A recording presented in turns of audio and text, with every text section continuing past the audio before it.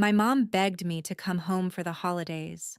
I'm Claire Miller, I'm 30, and like an idiot, I actually thought this Christmas might be different. She called me in London at 3 in the morning, sobbing on FaceTime about how we never see you anymore and how the whole family needs you here.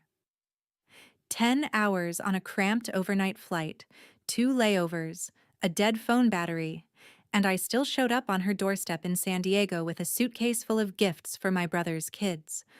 I was exhausted, smelled like airplane coffee, and my back was killing me. I rang the bell, heart pounding a little, stupidly hoping she'd hug me like she used to when I was a kid. The door flew open. No hello. No, how was your flight? No hug. Just my mom staring at my suitcase and saying, like it was the most normal thing in the world, "You'll babysit your brother's kids. We're going on a family trip." My brother stepped into the doorway, sunglasses on, duffel bag over his shoulder, the kids hanging off his arms. He smirked and said, "Hey guys, don't wipe your snot on Aunt Claire. She's jet-lagged." They all laughed like I was the punchline to a joke. My parents, my brother, the kids, everybody cracking up while I stood there with airplane hair and a credit card bill full of tickets I'd paid for. I didn't yell. I didn't cry. I just felt something in me click off, like a switch. I smiled, set my suitcase down in the entryway, looked my mom right in the eye, and said one sentence. And that was the moment everything flipped. The laughing stopped, the color drained from their faces, and my mom kept whispering, "No, no, no way."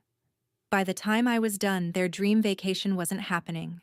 Their house was on the line, and I was finally done being their free babysitter and personal bank.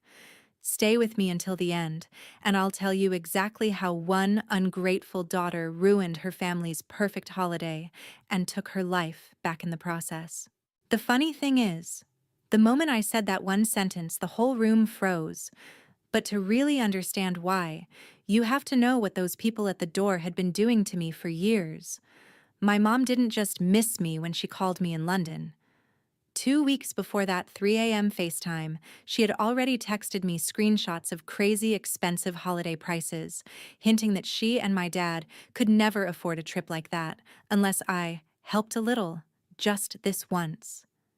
Just this once was how every single favor started.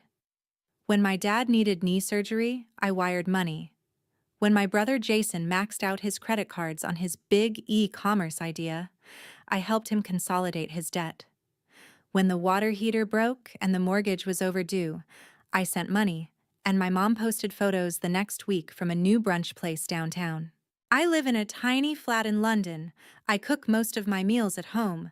I walk to work in the rain, and somehow I was still paying for Uber Eats and streaming services in a house I didn't live in on a continent I didn't even live on anymore. The thing is, this time, before I booked my own ticket home, I paid attention. I saved every Zelle transfer, every PayPal receipt, every "thank you, honey, we'll pay you back when things calm down." I also noticed something else. An email from the bank with my name on a mortgage I did not remember signing up for, because a few years ago they had put me down as a co-borrower just to get a better rate, and I had been covering the shortfalls ever since. So while my mom was crying on FaceTime about how "the kids miss you so much, Mia keeps asking when Aunt Claire is coming," I was sitting on my bed in London, staring at my banking app, realizing that the only time my family treated me like part of the group was when a bill was due. I almost said no. I almost told her to figure it out herself. But then a different thought hit me. If they were willing to drag me halfway across the world to use me as a free babysitter and walking credit card, I was finally willing to show them what it looks like when I stop playing along. I booked my flight, but I also booked a call with a financial advisor, downloaded 3 years of statements, and had a simple document drawn up on a legal template site. So standing in that doorway in San Diego, while Jason laughed and my mom announced my babysitting schedule like it was a done deal, I wasn't just the tired, jet-lagged daughter they were used to. I rolled my suitcase inside, let the kids jump around my legs, and followed them into the kitchen where their printed itinerary was laid out on the counter like a glossy promise. Resort photos, flight times, family package, in bold letters. My mom tapped the brochure and said, "See? This is why we needed you here, honey. The kids will stay with you. We'll finally have a real vacation. You always say we should take care of ourselves." I looked at the resort name, recognized the card number on the confirmation email open on her phone, and felt that same switch in my chest flip again. They thought I had come home to be their built-in nanny and bank. I had actually flown 10 hours to do something I should have done years ago. So I smiled, asked my mom to get everyone into the dining room. "So we can go over a few things before you leave," opened my laptop on the table, and pulled up the stack of digital receipts that would turn their family trip into the last time any of them saw me as a free resource. My dad sat at the head of the table like it was some kind of family meeting. My mom hovered by the counter clutching that printed itinerary, and Jason was scrolling his phone, half listening, Mia and Logan spinning in circles on the tile. I slid my laptop closer, turned the screen so they could all see, and said as calmly as I could, "Before you go anywhere, we need to talk about money." Jason groaned. "Claire? Seriously? Right now?" My dad muttered something about timing under his breath. My mom gave me that wounded look and said, "Honey, we've been under so much stress. Can we please not start a fight before we even leave?" I didn't raise my voice. I just clicked to the first folder on my screen labeled Miller Household and opened a spreadsheet. Every line was dated, color-coded, and brutally clear. "Last March," I began, "you called me because the mortgage was 2 months behind. I wired $1,200. In June, Jason's business expenses maxed his card. I sent $2,500. When the water heater broke, $900. When Dad's truck needed new tires, $600. When the electric bill was past due, $300 here, $400 there. Every month for 3 years there's something." I scrolled slowly so they could see the amount stacking up, highlighting entries as I spoke. This is not counting the Disney Plus, Hulu, Netflix, Spotify Family Plan, your Walmart Plus, the cell phone plan, the random emergency Venmo requests that somehow always line up with Black Friday or Labor Day sales. Jason straightened in his chair, color draining from his face as he recognized his own "I swear I'll pay you back next month" memos in the notes column. My mom's hand flew to her mouth when she saw her texts screenshotted next to deposits for gas money to visit Grandma, followed by photos of her at a new nail salon. My dad's jaw tightened when he saw the PayPal transfer labeled knee surgery copay, and then the receipt for a brand new flat screen that showed up the same week. "This isn't fair," my mom whispered. "You're making us look like bad people." I shook my head. "I'm not making you look like anything. I'm just showing you what actually happened."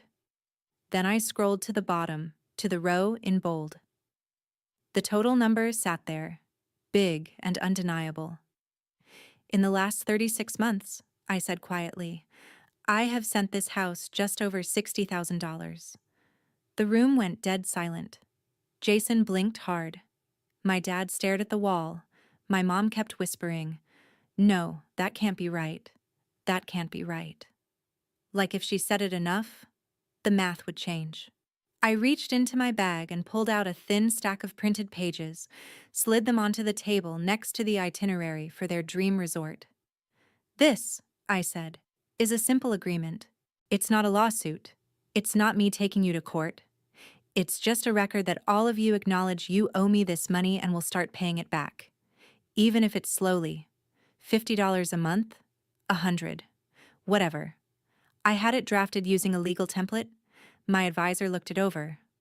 "All it says is that this," I tapped the 60,000 on the screen, "was not a gift." My dad finally snapped out of his shock. "We are family," he barked. "You don't put family in debt like that." "What? Are you going to sue your own parents?" I met his eyes.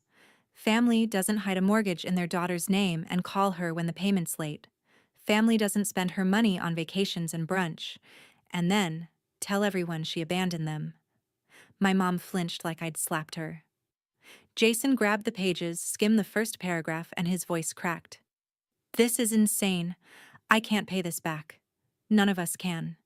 I leaned back in my chair. I know, and I'm not expecting you to.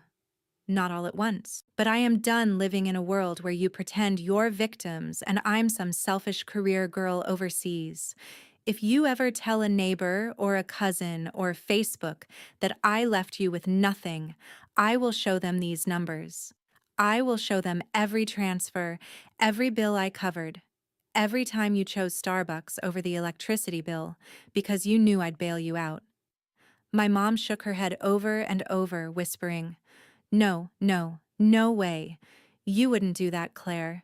You wouldn't humiliate your own family. I shrugged. I'm not planning to, as long as you stop lying. Then I clicked to another tab, the one with their resort reservation confirmation. The familiar logo filled the screen, along with their names, dates, and a little note at the bottom with the last 4 digits of the card on file. My card. And about that family trip you're so excited about, I added, my voice still calm. You might want to sit down for this part. My dad frowned. What are you talking about? I pointed to the status line under the reservation number. Cancelled.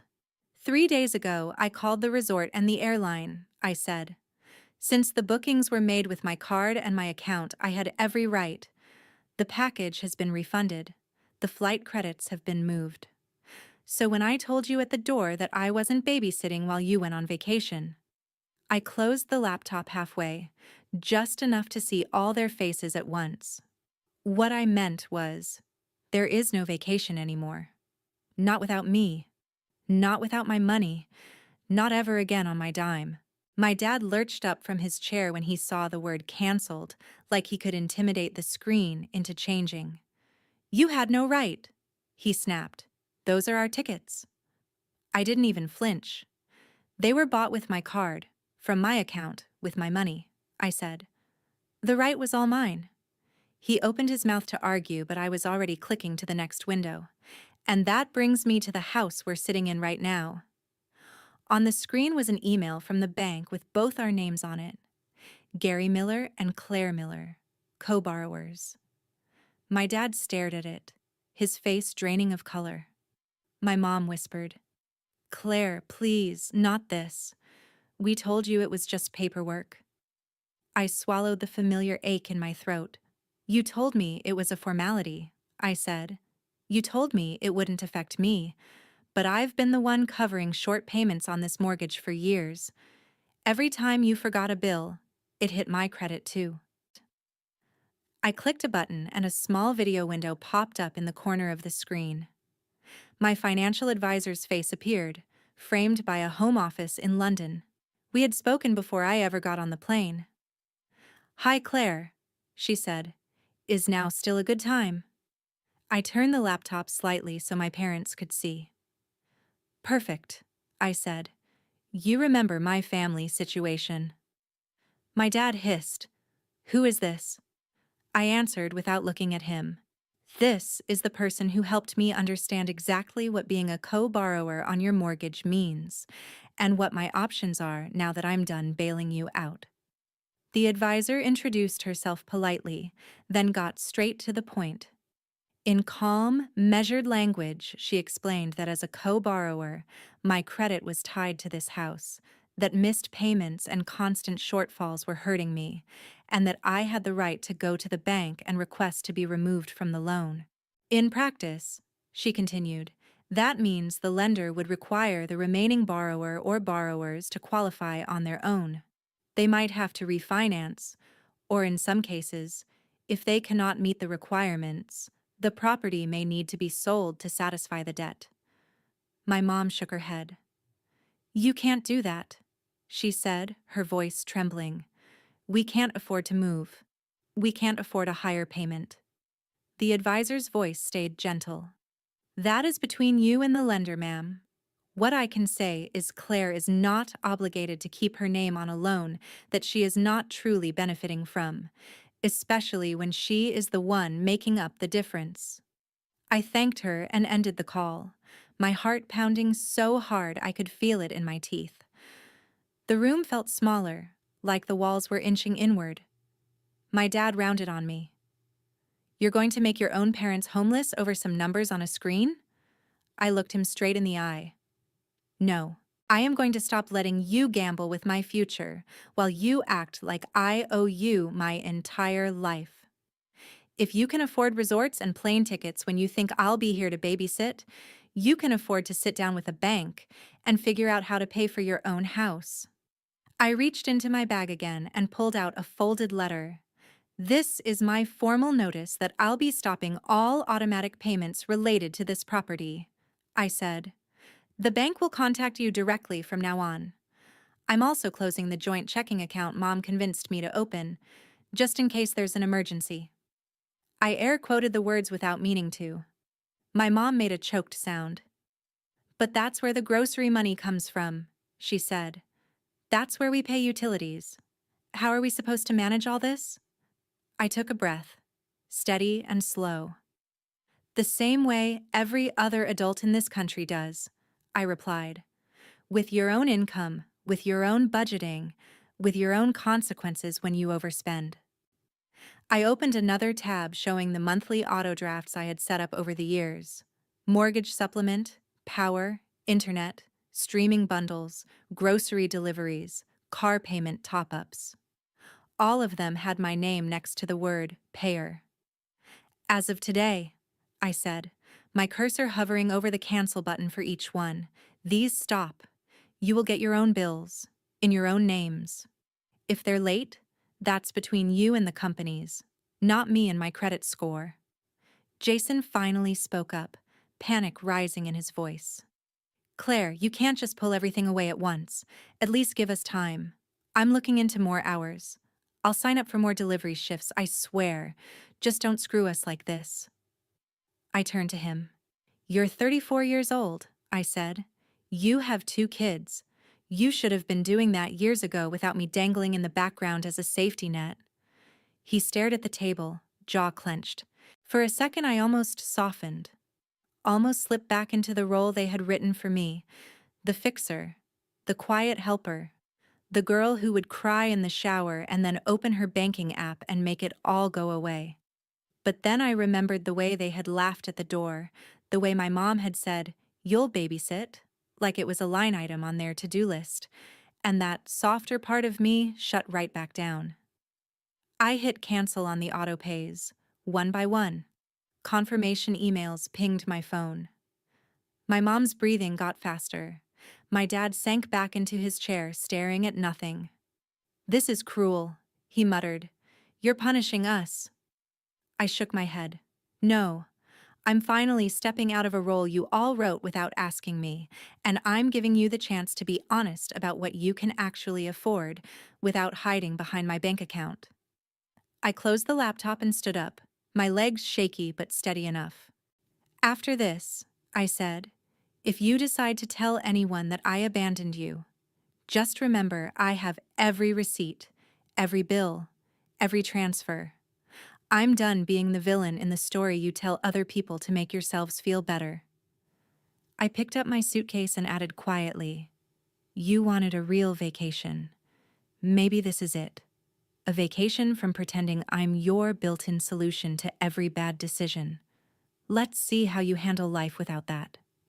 My dad finally snapped when he saw me rolling my suitcase toward the hallway. He jumped up so fast his chair scraped the tile. "If you're walking out after this little show, don't bother coming back," he barked. "You're not welcome in this house if you're going to hold money over our heads." My mom reached for my arm. "Gary, stop. She just needs to calm down. We can talk about this," she said, but she didn't actually move to stand between us. Jason stared at the floor, silent. I paused in the doorway, hand on the handle, every muscle in my body shaking. A part of me wanted to drop everything, apologize, say I'd figure something out like I always did. Instead, I straightened up and said, "You're the one who decided my value here was measured in what I pay for. If I'm not welcome without my credit card, then I was never really welcome at all." My dad jabbed a finger toward the door. "Get out," he said, "and don't come crying to us when London chews you up and spits you out." I almost laughed at that. London wasn't the city that had been eating me alive. This kitchen was. I stepped outside, the California sun hitting my face, and pulled the door shut behind me. No one followed. No one called my name. The only sound was Mia and Logan arguing about a cartoon from the living room, blissfully unaware that their vacation had just evaporated. I ordered an Uber and dragged my suitcase to the curb, feeling more homeless than I actually was. The driver loaded my bag into the trunk and asked, "Where to?" I took a breath and gave him the address I had never given my parents. A high-rise in downtown San Diego, 15 minutes from their quiet little street, but a completely different world. 6 months before, after one too many midnight money transfers and guilt trips, I had used my savings and my steady UX salary to put a down payment on a tiny one-bedroom condo. I told my family I was just thinking about coming back to the States someday, but I had already signed the papers. The plan was to move in slowly, quietly, once I figured out how to disentangle myself from their finances without blowing everything up. Tonight proved there was no gentle way to do it. When the Uber pulled up in front of the glass building, it felt surreal. I swiped my key fob, wheeled my suitcase through the lobby I'd only seen twice, and rode the elevator up to the 8th floor. The condo smelled like fresh paint and new carpet, not like anyone's cooking or stress or desperation. Just empty. Mine. I dropped my suitcase in the middle of the living room and stood by the window, looking out over the city lights. For the first time in years, my phone wasn't buzzing with, "Can you send something until Friday?" Or, "The card got declined, can you fix it?" I opened my banking app and went through the last few things I still paid for that weren't in my name. The family Disney Plus? Canceled. The Hulu bundle? Canceled. The Spotify family account, the shared cloud storage, the random Apple charges for games the kids downloaded. Canceled, canceled, canceled. Each confirmation email felt like cutting a string that had been wrapped around my ribs for a decade. I brewed myself a cup of cheap grocery store coffee in my brand new, barely stocked kitchen and sat cross-legged on the floor because I didn't even have a couch yet. In the quiet, without my mom's constant sighing or my dad's TV blaring, the doubts rushed in. What if I'd gone too far? What if they really couldn't keep the lights on without me? What if I had just turned into the selfish, ungrateful daughter my dad always warned me not to be? Then I remembered how my mom had opened the door like I was a maid showing up for a shift. I remembered Jason joking about the kids wiping their snot on me while they all laughed, assuming I'd just slide into place and make their plans possible. And underneath the fear and the guilt, something else settled in my chest for the first time in years, a thin, quiet layer of peace. They were going to feel the impact of my absence, no doubt. The bills would come, the late fees would stack, and the life they'd built on top of my invisible paycheck would start to wobble. But tonight, in this tiny, echoing condo, there was no one to save but me. I took a sip of coffee, opened my laptop again, and watched as the new emails started to roll in from the bank, the utility companies, the streaming services, all of them confirming what I already knew. For the first time, my family was on their own. The first sign that my decisions were actually hitting them didn't come from a phone call or a text. It came from Facebook. About a week after I moved into the condo, my friend Emma sent me a screenshot with a simple message. Have you seen this?" It was my dad's profile, his name right there above a long, dramatic status about how some kids forget who raised them the second they get a fancy job overseas, and how he and my mom were left with nothing right before Christmas. He never used my name, but he did not have to. Our daughter flew in from London and decided money was more important than blood. He had written, "Pray for us." Underneath were comments from people who had known me since I was in braces. "So sorry, Gary, that is awful. Kids these days do not understand family. You gave her everything and this is how she repays you?" One woman added, "If she will not help, maybe set up a GoFundMe, we will share it." My stomach twisted like I had swallowed ice. He was doing exactly what I had warned him not to do, turning himself into the helpless victim and me into the cold-hearted villain, rewriting the entire story for an audience that had no idea how many times I had paid their bills in silence. For a minute, I paced my tiny living room, phone in my hand, fingers hovering over the call button. I almost drove back to that house, almost begged him to take it down, almost offered to reinstate one of the payments just to make the humiliation stop. The old version of me, the one trained to fix everything, was clawing at the inside of my chest. Then I pictured the spreadsheet on my laptop. I pictured the email tying my name to their mortgage, the stacks of transfers, the way my mom had looked past my face and straight at my suitcase when she opened the door, like I was a delivery driver dropping off a package. That image snapped me back. Instead of calling my dad, I opened my email and pulled up the thread with my financial advisor. I told her about the post, about how my family had been using my money for years while claiming they were barely getting by, and I asked one simple question. Was there anything else I needed to do to protect myself now that I had cut them off? She responded with a calm, detailed reply about documenting everything, saving copies of every transfer and bill, and making sure the bank and any relevant agencies had the full picture of who had actually been paying what. She mentioned that in situations like mine, where one person is unofficially propping up a household that is also receiving certain benefits or claiming hardship, it can be appropriate to ask for things to be reviewed, just to make sure everything is above board. I did not need a step-by-step manual. I just needed to know I was not crazy for thinking something was off. Over the next few weeks, while my dad kept posting vague complaints about ungrateful kids and this generation, envelopes started showing up at the house on their quiet cul-de-sac. I did not see them myself, but my mom's frantic texts told me enough. "Did you talk to the bank?" She wrote one morning. "We got a letter about reassessing the loan. They want updated information." Another day, early on a Monday, came a barrage of messages. "There is something from the IRS. I am freaking out.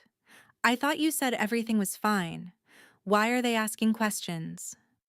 I had never said everything was fine. I had said I was done smoothing things over in the dark. The bank wanted updated documents for the mortgage.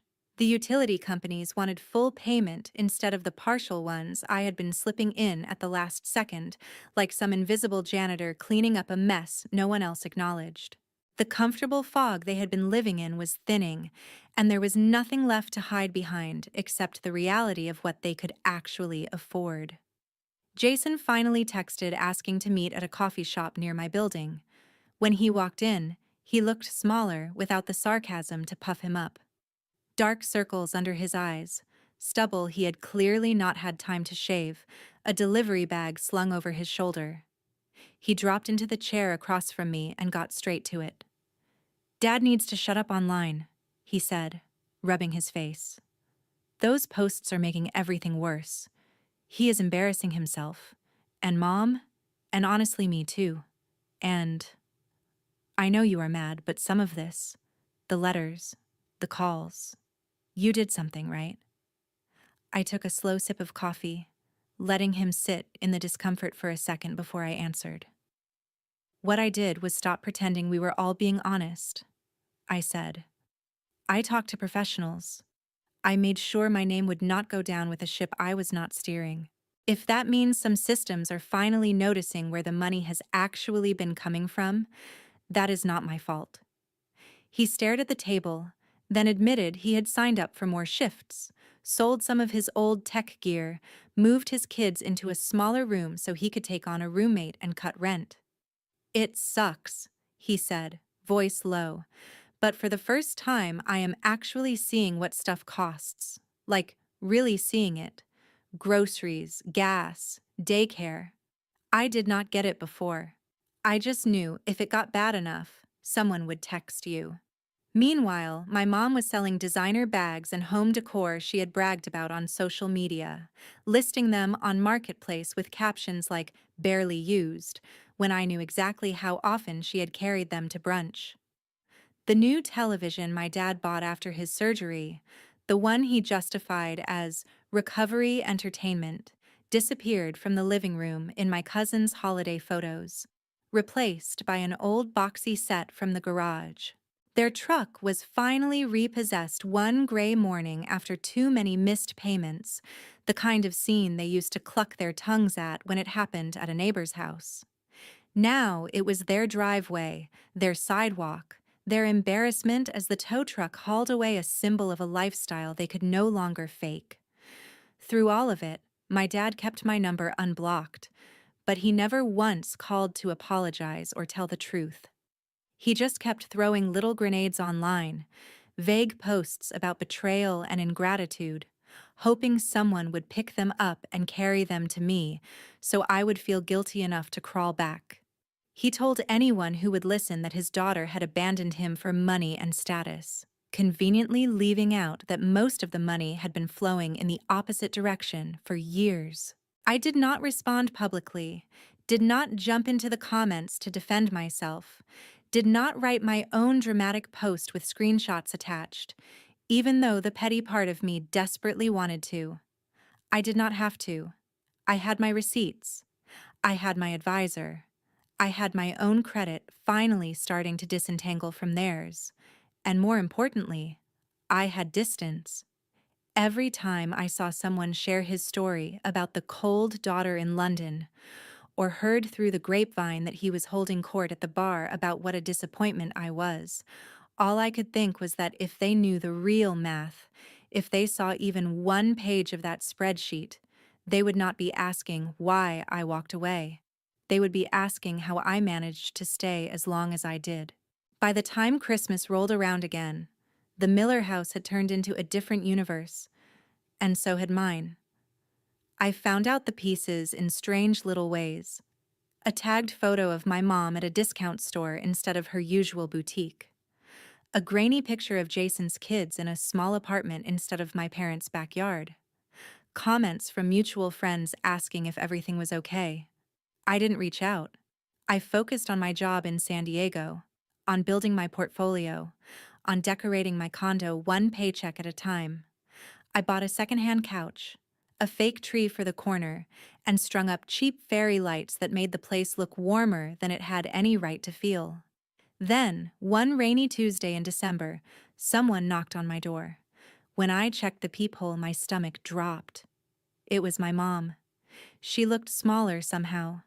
No full face of makeup, no carefully styled hair, just a tired woman clutching a reusable grocery bag to her chest like a shield. I let her in, heart pounding.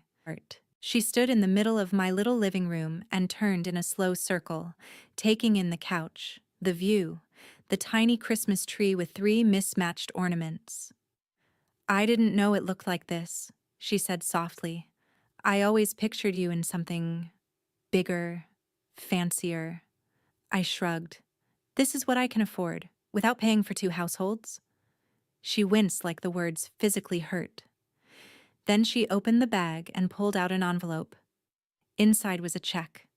Not for 60,000, not even close. But it was something. "It's from selling things," she said quickly, eyes shiny. "Bags, some jewelry, that coffee table you hated. And I've been picking up extra shifts at the office. It's not much, but it's a start."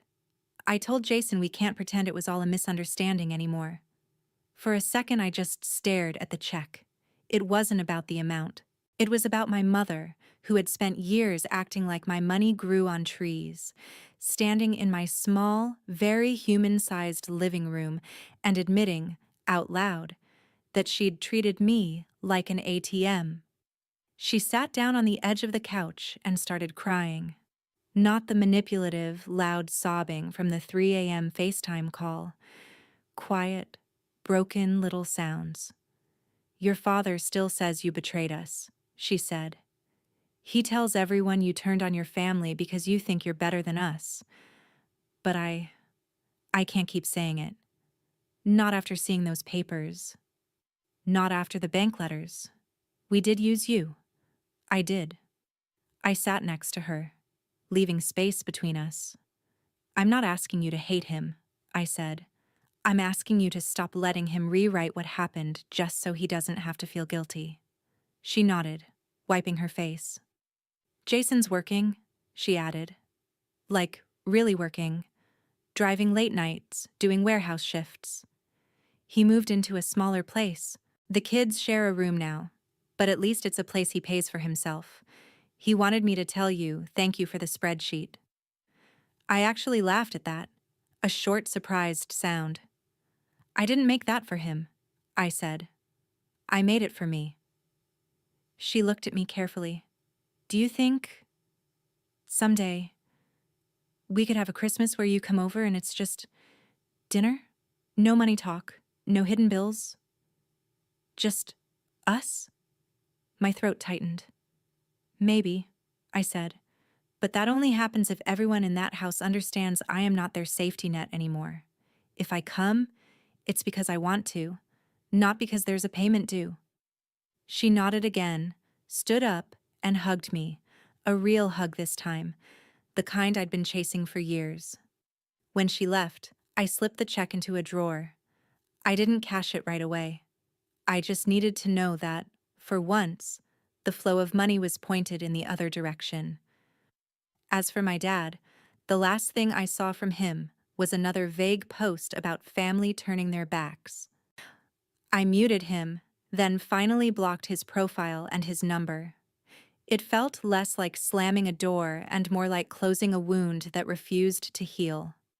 That Christmas Eve, I sat alone on my couch, tree lights blinking, a cheap mug of hot chocolate in my hands, and for the first time in my life, I didn't feel obligated to be anywhere else. No flights, no babysitting schedule, no emergency transfers.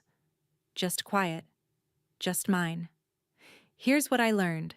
Family doesn't stop being family just because you say no. The people who truly love you will eventually adjust to your boundaries. The ones who were only there for what you could provide will call you selfish the moment you stop bleeding for them. It hurts. It's lonely. But sometimes distance is the only way to stop drowning in someone else's bad decisions. So let me ask you this. If the people draining your bank account and your sanity share your last name, would you keep paying the price just to be called loyal? Or would you walk away like I did and finally give yourself permission to be your own family first?